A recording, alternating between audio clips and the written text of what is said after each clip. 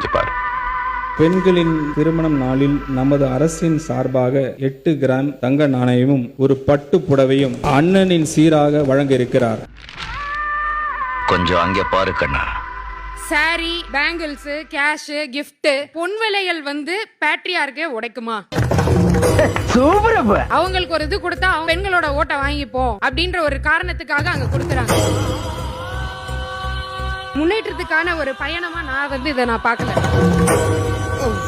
பட்டு புடவையும் அண்ணனின் சீராக வரிப்பணம் தானே அது.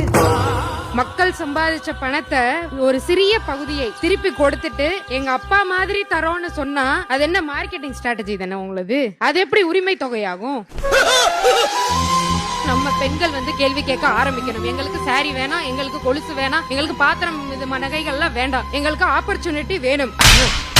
நீ கேட்ட ஒவ்வொரு கேள்வி என்ன செருப்பால அடிச்ச மாதிரி இருக்குடா. மாதிரி இல்ல, உண்மையிலே செருப்பால தான் அடிச்சது. எங்க அண்ணனுக்கு ஒண்ணுனா எவனா இருந்தாலும் மறப்போம். எங்க அண்ணனுக்கு ஒண்ணா எங்க அண்ணனே அடிப்பான்.